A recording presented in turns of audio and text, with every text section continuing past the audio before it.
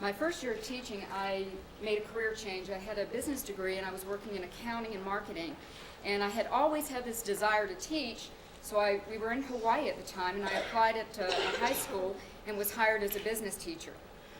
And one of the things that really, I call this healthy intimidation. My principal came in, I was nervous because I was starting off my first year teaching, and he said the one thing that he better not need to have to do is walk into our classrooms and manage our classes for us.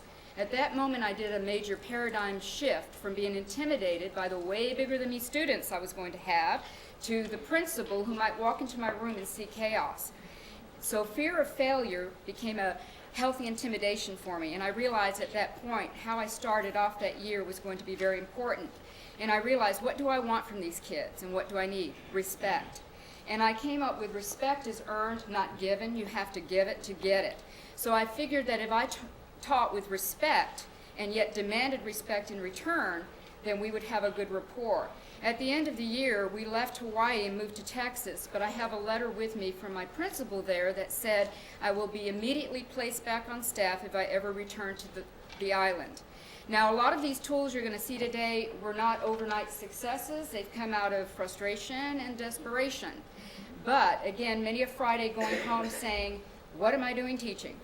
And then thinking again, I have a choice. Quit teaching, go back to something else, or find something that works.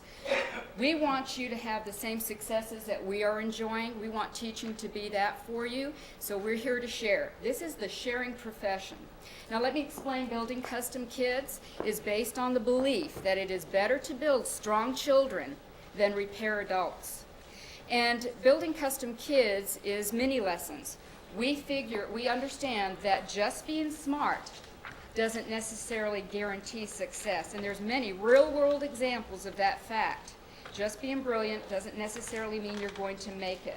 So what we've decided is that we incorporate self-management lessons to help those students so that they can be successful. If you can learn to manage yourself and understand your choices, you will be successful.